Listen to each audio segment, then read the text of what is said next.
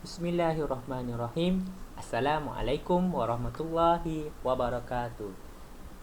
Alhamdulillah, pada hari ini kita masih lagi berkesempatan untuk meneruskan pembelajaran PDPR. Okey, alhamdulillah.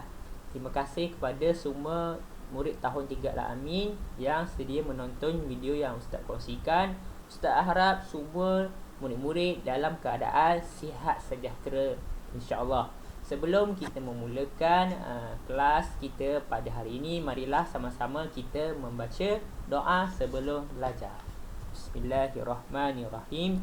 Allahumma ftah alaina hikmataka wansyur alaina min khazaini rahmatika ya arhamar rahimin.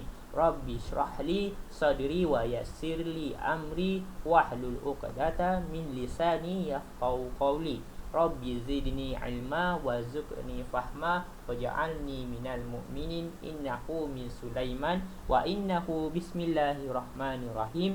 Inni ra'aitu ahada asyara kaukaban wasyamsa wal qamara ra'aituhu lisajidin. Amin ya rabbal alamin.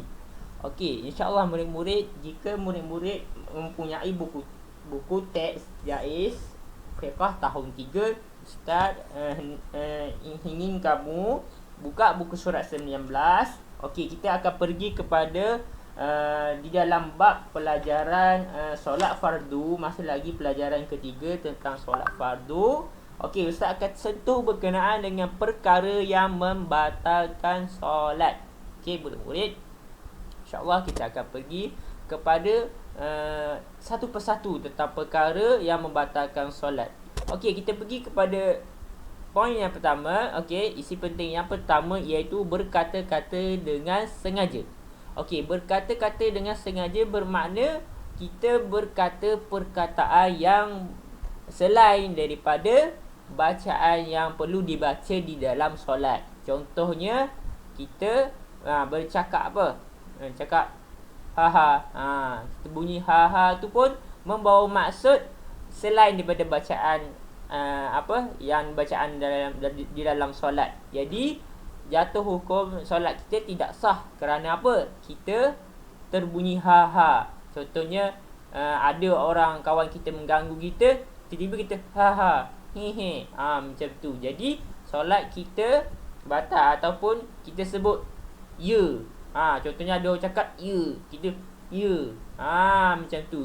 Akan batal solat kita serta-merta sebab kita bercakap. Maksudnya ada komunikasi di antara kita dengan orang di luar solat. Kita tengah solat, orang di luar solat tegur kita, kita cakap ya. Jadi serta-merta solat kita batal. Okey, anak-anak murid kena ambil perhatian tentang bab tu. Okey, yang kedua ialah menambah atau mengurangkan rukun fi'li dengan sengaja. Okey, yang kedua ialah tentang rukun fi'li dengan sengaja. Apa ini rukun fi'li, anak-anak murid? Okey, cuba ingat sebelum ni kita telah belajar tentang rukun fi'li. Rukun fi'li, contohnya rukun fi'li ni ialah rukun perbuatan.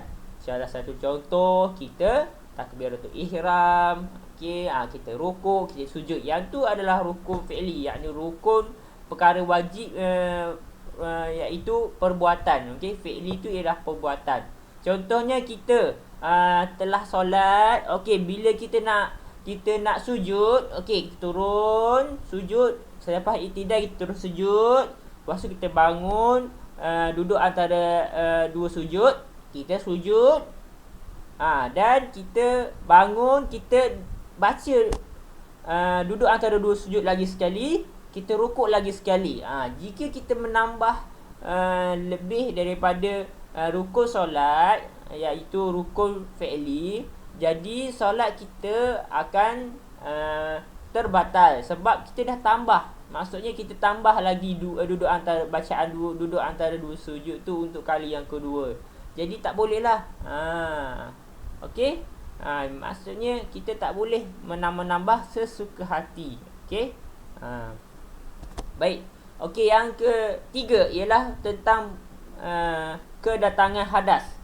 Kedatangan hadas ni ialah bermaksud ketika bila kita solat, kita sakit perut, tiba-tiba kita terkucil. Terkucil ni apa? terkencing. Kita dah sedar ni, kita alamak tak tahan nak kencing, tiba-tiba terkencing, rasa terkencing, rasa macam basah sikit keluar kan.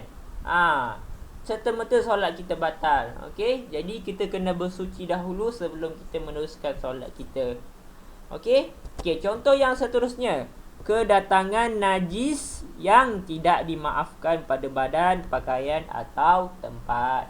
Okey, untuk poin yang keempat ini ialah tentang kita tengah solat, tiba-tiba kita terasa ada hangat-hangat di tangan kita. Kita tak sedar, tengah khusyuk solat ni, tiba-tiba ada benda macam panas-panas di atas tangan kita. Tiba-tiba kita tengok, alamak, ada tahi tahi. Lepas tu kita tepis dia dengan jari kita. Boleh ke macam tu? Jawapannya, solat kita terbatas sebab walaupun kita buang najis tersebut, tetapi ada kesan najis yang nyata. Maksudnya ada dari segi ain dia, dari segi nampak dia punya kesan dia. Ada tahi, kesan tahi dia ada lagi. Dan juga ada, mungkin ada rasa bau panas lah, ataupun rasa tidak selesa lah, ataupun basah dekat tangan kita. Itu pun dikira terbatal solat sebab ada najis di bahagian anggota badan kita. Okey, ianya boleh jadi juga dekat pakaian lah. Bila kita perasan, terus kita kena buat sesuatu lah. Kita tak boleh teruskan lah solat bila mana benda tu melekat pada anggota badan kita ataupun pakaian kita. Okey, yang seterusnya, terbuka aurat. Aurat kita yang lelaki adalah daripada pusat sehingga lutut. Okey, lutut ni wajib ditutup.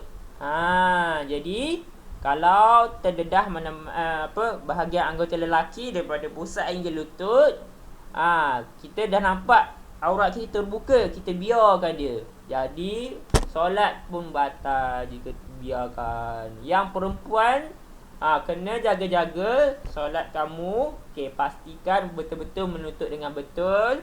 Hanya muka dan tapak tangan, okey, sahaja yang boleh